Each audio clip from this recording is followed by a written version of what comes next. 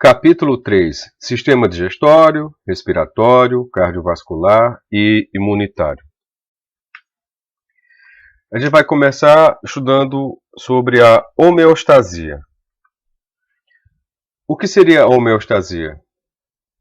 Homeostasia é o equilíbrio das condições químicas e físicas do meio interno do organismo, independente das mudanças externas ou internas. Como assim? A gente tem a capacidade de manter a temperatura do corpo. Quando está calor, a gente começa a suar. Quando está frio, a gente começa a tremer. A gente não depende do meio interno e externo. Por exemplo, as cobras, que são répteis, quando está calor, ela vai para a sombra para diminuir a temperatura do corpo. Você nunca vai ver uma cobra suando. Quando está frio, ela vai para o sol, procurando a energia. Você nunca vai ver uma cobra tremendo. A capacidade que a gente tem de se adaptar ao meio, equilibrando, nem mais nem menos, atingindo o equilíbrio, é chamado de homeostasia. Equilíbrio das condições química e física do meio interno do organismo. A manutenção das condições corpóreas em níveis relativamente constantes depende da interação entre os diferentes órgãos e sistema. Então, eu tenho um sistema nervoso, eu tenho um sistema cardiovascular, eu tenho um sistema sanguíneo, eu tenho um sistema endócrino, todos os sistemas, o respiratório, o digestivo, o reprodutivo, todos os sistemas estão interconectados. E para que funcione de maneira correta, é necessário que haja o equilíbrio. E a homeostasia, ela busca o quê? O equilíbrio das condições química e física. Uma das maneiras de exercer esse controle é por inibição ou por bloqueio de estímulo, fazendo com que cessem as ações desencadeadas por ele. Quando houver a introdução no texto a palavra inibição ou bloqueio de um estímulo, você vai se lembrar de retroalimentação negativa, também conhecido como feedback negativo. Então, houve um bloqueio, uma diminuição do estímulo, o feedback é negativo. E, professor, e se for o contrário? Tem nome? Tem o feedback positivo ou retroalimentação positiva, em que o estímulo produz uma resposta que promove aumento do estímulo e não a sua redução. Então, quando diminuir o estímulo ou bloquear o estímulo, retroalimentação negativa.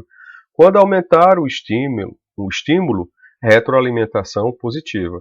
Você vai olhar para o estímulo. Se o estímulo diminuiu, retroalimentação negativa. Se o estímulo aumentou, retroalimentação positiva. Você tem que olhar, o seu foco é o estímulo. Os mecanismos de retroalimentação negativa são os mais importantes processos homeostáticos do corpo, pois possibilitam o retorno às condições de equilíbrio.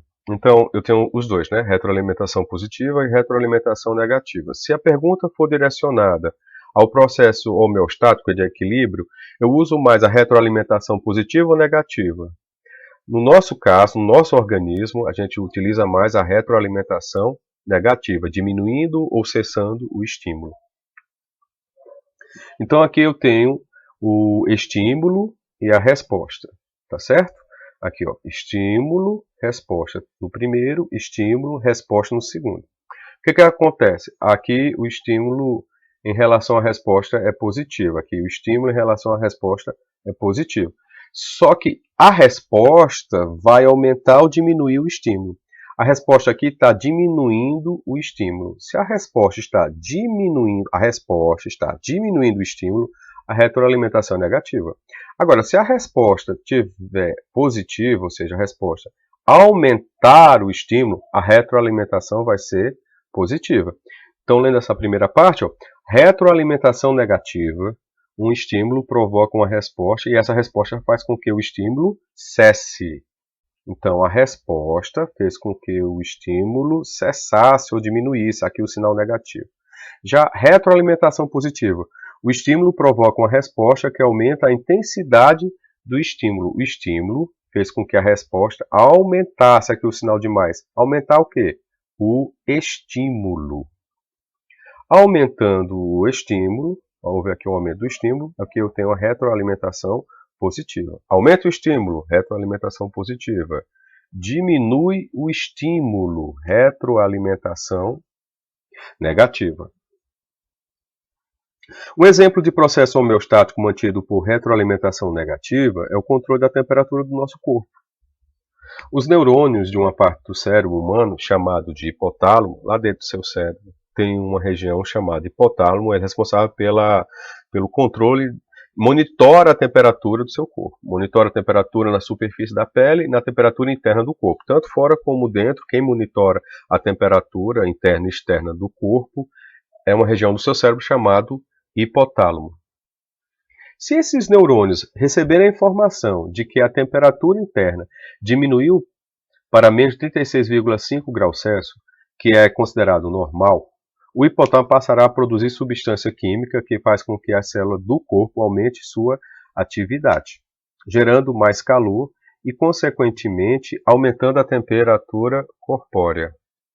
Qual é o estímulo? A temperatura do corpo. Qual é a resposta? O hipotálamo vai lá, começa a produzir uma substância que faz com que a musculatura comece a tremer, produzindo energia. O que vai acontecer com a temperatura do corpo?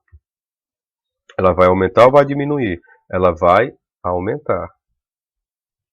Isso explica, por exemplo, que trememos em dias frios.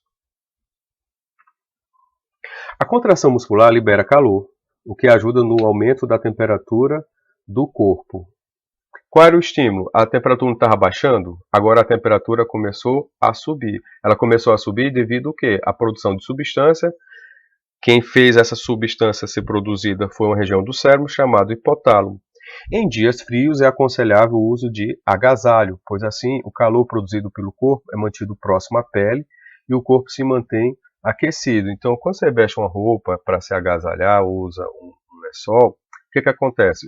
O corpo produz energia, a energia sai do corpo, só que tem uma barreira que seria o lençol. O lençol impede desse calor ir embora, então mantém a temperatura razoável, mantém o corpo quentinho.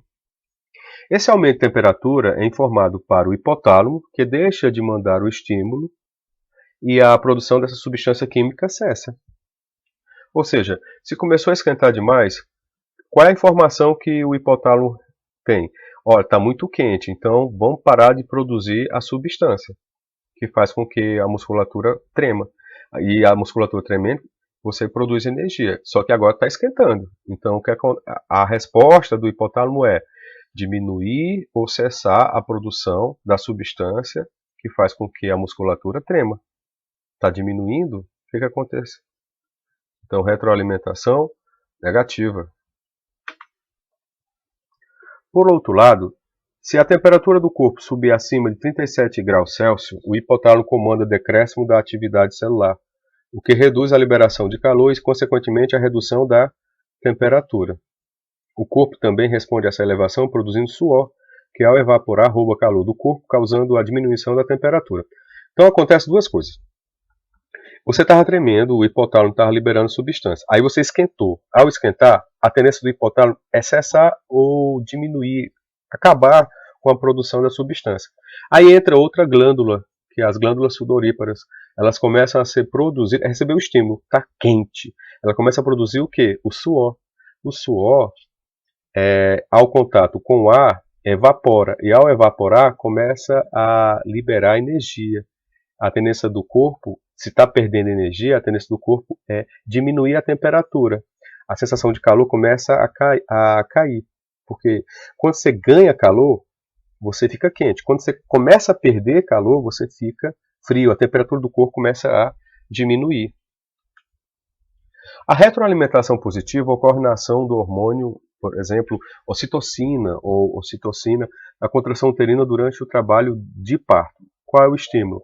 Tem um bebê ali dentro do útero, o útero já passou os 9 meses, chegou a hora de dar o despejo, vai ter que sair. Então haverá contração. Aí uma região do cérebro chamado hipófise recebe a informação que tem contração. Aí a hipófise faz o quê? Ela aumenta a produção de ocitocina. Aí a contração uterina, o estímulo aumenta. retroalimentação positiva. Quando a mulher inicia o trabalho de parto, a contração do músculo não estriado do útero começa a aumentar devido à produção de ocitocina mandada por uma parte do seu cérebro chamada glândula hipófise, também conhecida como glândula pituitária. Ela está localizada na base do cérebro. Então, olha só, eu falei de duas partes do seu cérebro. Uma é hipotálamo e outra é a hipófise ou glândula pituitária. O hipotálamo é responsável pelo controle da temperatura, tanto interna como externa do corpo. Já a hipófise é responsável pela produção de ocitocina, que faz com que haja contrações uterinas, expulsando o corpo que está ali dentro do útero, provocando o chamado parto. Esse é o estímulo para o início da produção do hormônio ocitocina. Qual é o estímulo? Mais contrações pela glândula hipófise ou pituitária, localizada na base do cérebro. A ocitocina atua sobre a musculatura uterina, aumentando a contração. Quanto mais contração, mais ocitocina. Quanto mais contração, mais ocitocina. O aumento da contração é um estímulo para o aumentar ainda mais a produção de ocitocina, levando ao aumento das contrações até o nascimento da criança. Pum! A criança nasceu. Aí o que acontece? A hipófise, ou a glândula pituitária, recebe a informação: opa, não tem mais um corpo ali, não há mais necessidade de contração. Então ela vai cessando, diminuindo. Porque senão vai expulsar quem? O útero. Assim que a criança nasce, o estímulo cessa e a redução da produção e da liberação dos hormônios. Então eu comecei a diminuir a produção do hormônio, diminuindo o quê? O estímulo, que seria o quê? As contrações. Então retroalimentação negativa.